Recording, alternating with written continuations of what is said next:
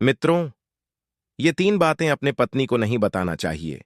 जो लोग भूल से बता देते हैं, उनके परिवार का सर्वनाश भी हो सकता है। वह पूरी तरह बर्बाद भी हो सकते हैं। मित्रों, आप सभी लोगों का स्वागत है आपके अपने आरके एडिटिंग 10 मिलियन चैनल पर। एक बार सच्ची श्रद्धा से कमेंट में जल्दी से लिखो, जय श्री कृष्णा, राधे राधे। एक बार की बात है, भगवान श्री कृष्ण द्वारिका नगरी में विश्राम कर रहे थे। तभी देवऋषि नारद नारायण नारायण का जाप करते हुए आकाश मार्ग से पृथ्वी लोक पर आते हैं और कहते हैं, हे प्रभु प्रणाम। तब भगवान श्री कृष्ण मुस्कुराते हुए कहते हैं, आओ देव ऋषि, द्वारिका नगरी में आपका स्वागत है।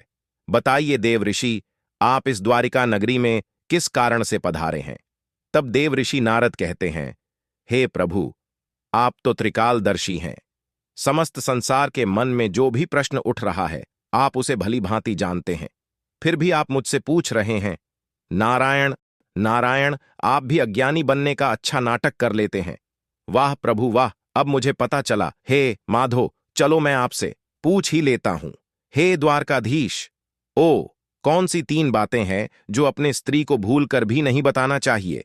तब भगवान श्री कृष्ण कहते हैं, हे देव ऋषि, आपने बड़ा ही उत्तम प्रश्न किया है, जो समस्त मानव कल्याण हेतु काफी महत्वपूर्ण है। ये प्रश्न हर एक पुरुष को जरूर जानना चाहिए। हे देव आर्षि, इस प्रश्न को जानने के लिए मैं तुम्हें एक अत्यंत पावन कथा सुनाता हूं। इस कथा को बड़े ही ध्यान से सुनना। हे देव अर्षि, इसी कथा में छुपा है आपके प्रश्न का उत्तर, और बाद में मैं तुम्हें स्पष्ट भी बता दूंगा। तब देवर्षि नारद कहते हैं, हे प्रभु, आप इस कथा का आरंभ कीजिए। मैं बहुत ही ध्यान से सुनूंगा। मुझे पता है कि आधा अधूरा ज्ञान एक विष के समान होता है। तब भगवान श्री कृष्ण कहते हैं, हे देव अरस्सी, पूर्व काल की बात है। मध्य देश में एक शोभायमान नगरी थी, जिसमें एक किसान रहता था। उसका नाम सुखदेव था। जैसे ही उसका नाम सुखदेव था, वैसे ही वह सुखी भी था। उसे धन धान्य की कोई कमी नहीं थी। सुखदेव अपने खेती के कार्य में दक्ष था। सुखदेव अपने खेती के काम में इतना ज्यादा मेहनत करता था कि उसे इतना धन मिल जाता था कि अपने पूरे परिवार का जरूरत बड़े ही आराम से पूरा कर लेता था। हे देवऋषि, किसान अपनी पत्नी से बहुत ज्यादा प्रेम करता था। उसके पत्नी का नाम सुकन्या था। किसान को एक पुत्र भी था जो काफी जवान हो गया था। किसान के पुत्र का नाम देवराज था। देवराज भी अपने माता पिता का काफी देखभाल करता था। खेती के काम में देवराज अपने पिता का पूरा साथ देता था। हे देवराशि, एक बार देवराज के पिता सुखदेव काफी बीमार हो जाते हैं और उनको घबराहट होने लगती है। तब देवराज से कहते हैं, हे पुत्र, मेरे करीब आकर बैठ जाओ। मैं तुमसे कुछ बातें बताना चाहता हूं। हे देवराज, अब मैं तुम्हारा विवाह कर दूंगा। मरने से पहले मैं तुम्हारा विवाह देखना चाहता हूं। हे पुत्र, मैं तुमसे बहुत प्रेम करता हूं, क्योंकि हर एक पिता अपने पुत्र का विवाह देखना चाहता है। इसलिए तुम्हारा विवाह अब जल्द ही करना पड़ेगा। हे पुत्र, तुम्हारा नाम देवराज इसलिए रखा था, जब बहुत जोरों से बरसात हो रही थी, तब तुम्हारा जन्म हुआ था। इसलिए तुम्हारा नाम देवराज रख दिया था। इंद्र काफी खुश थे और उस साल अच्छी बरसात हुई थी और मेरा फसल भी अच्छा लगा था।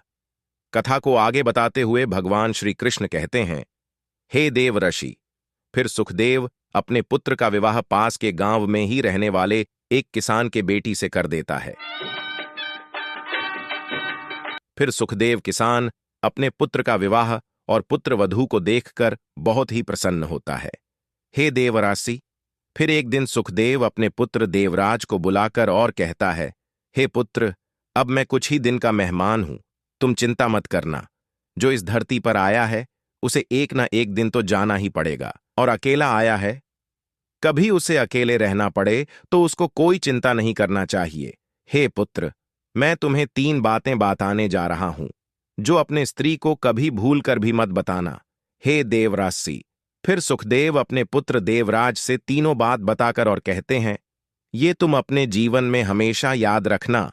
यह सुनकर देवराज कहता है, हे पिताश्री, मैं आपको एक से बढ़कर एक वैद्य को दिखाऊंगा, लेकिन मैं तुम्हें इतना जल्दी छोड़कर नहीं जाने दूंगा।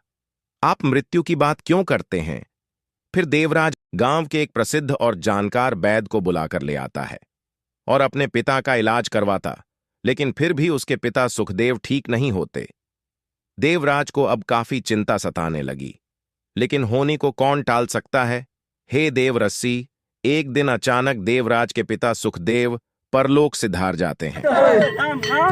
देवराज अपने पिता के मरने के बाद काफी चिंतित हो जाता है। कहता है, मैं अपने पिता को बचाने के लिए इतना धन खर्च कर दिया, फिर भी वह नहीं बच पाए। अब मैं क्या करूंगा? उनको ठीक करने के लिए मैंने क्या कुछ नहीं किया। देवराज काफी बुद्धिमान था, इसलिए अपने आप को संभालते हुए खेती का काम शुरू कर दिया। अब उसके पास घर की सारी जिम्मेदारियां आ गई थीं, लेकिन देवराज हार नहीं माना और अपने पूरे परिवार का देखभाल करने लगा। फिर कुछ दिन बाद उसको अपने पिता की बताई हुई तीनों बातों की याद आ गई। फिर देवराज ने सोचा कि क्यों ना अपने पिता की बताई हुई तीनों बातों का अध्ययन किया जाए। वैसे देवराज का घर बार भी ठीक ठाक चलने लगा था। उसे कोई चीज की चिंता नहीं थी, मेहनत के बल पर। फिर उसने काफी कुछ हासिल कर लिया था। हे देवरस्सी, देवराज हर दिन खेतों का सारा काम खत्म करके शाम को घर जल्दी वापस चला जाता था, लेकिन अब उसने ऐसा नहीं किया।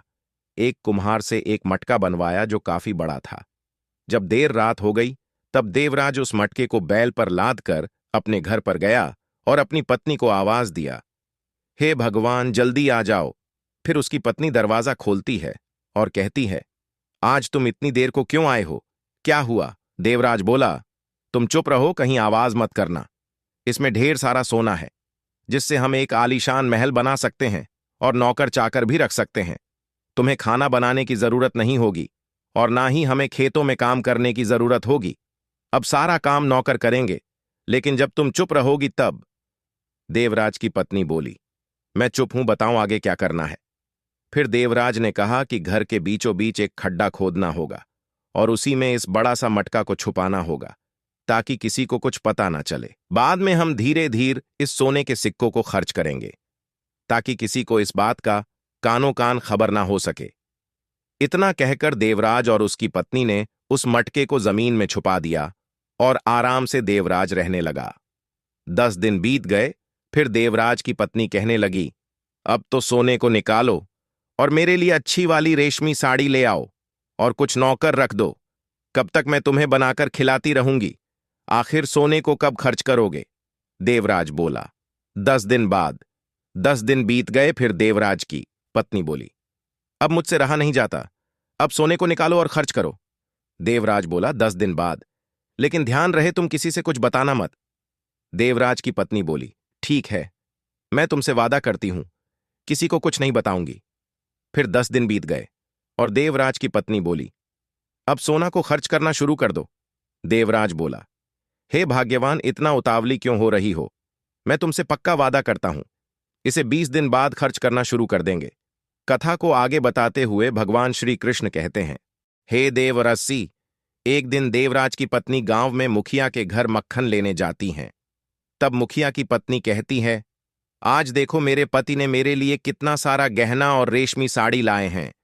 देखो ये पहनकर मैं अच्छी लग रही हूं। फिर देवराज की पत्नी बोली, वह आपका यह साड़ी अत्यंत सुंदर लग रहा है, लेकिन मेरा ही किस्मत खराब है। मैं चाहूं तो आपसे अच्छी साड़ी पहनूं, लेकिन मेरा पति बहुत बुद्धू है।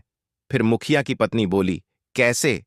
तब देवराज की पत्नी बोली, मेरे घर के बीचों बीच आंगन में बहुत बड़ा मटका में भरा हुआ सोना जमीन के अंदर गड़ा हुआ है, जो मेरे पति गाड़ दिए हैं, लेकिन मेरे पति उसको खर्च ही नहीं करते हैं। एक दिन मेरे पति उस सोने को रात में कहीं से लाए थे। इतना सुनकर मुखिया की पत्नी को विश्वास नहीं हुआ और कहने लगी, तुम झूठ बोलती हो। तब देवराज की पत्नी बोली, आपके सर की कसम, मैं सच बोलती हूं। इतना कहकर देवराज की पत्नी मक्खन लेकर अपने घर चली गई। उधर मुखिया की पत्नी जब मुखिया घर पर आए तो उसने देवराज के घर के सोने के बारे में सब कुछ बता दिया। मुखिया बड़ा ही लालची था। फिर मुखिया ने योजना बनाई और रात में 4 लोगों को लेकर देवराज के घर में घुस गया। देवराज के गर्दन पर तलवार रख दिया और देवराज के पत्नी के ऊपर भाला। फिर मुखिया ने देवराज से बोला कि सारा सोना कहां पर है, जल्दी बताओ, नहीं तो तुम दोनों नहीं बचोगे। इतना सुनकर देवराज कहता है, बीचों बीच आंगन में खोद लो। मुखिया मटके को बाहर निकलता है और देखता है तो उसमें केवल मिट्टी भरा हुआ था। तब मुखिया कहता है, इसमें तो मिट्टी भरा हुआ है, सोने का मटका किधर है? तब देवराज कहता है, इसमें सिर्फ मिट्टी ही था, मेरे पास कोई सोना नहीं है। नहीं तो मैं अपने पत्नी से बताता ही नहीं कि मेरे पास सोना है, क्योंकि स्त्रियों से कोई बात छुपती नहीं। देखा, आज अगर मेरे पास सोना होता तो तुम लोग मुझे मार डालते। इतना सुनकर मुखिया कहता है कि तुमने ऐसा क्यों किया? तब देवराज बोला, मेरे पिता ने 3 बातें मुझे बताई थीं जो अपने स्त्री को नहीं बताना चाहिए। मैं उसमें एक बात का अध्ययन कर लिया है। अपनी पत्नी को यह 3 बातें नहीं बतानी चाहिए। नंबर 1, पति को कभी भी पत्नी को अपने हुए अपमान के बारे में नहीं बताना चाहिए। ऐसा माना जाता है कि अगर महिलाओं को इस बात की जानकारी होती है तो वह इस अपमान का समय समय पर ताना देने से नहीं चूकती है। नंबर 2, दान का महत्व तभी होता है जब उसे गुप्त रूप से दिया जाए।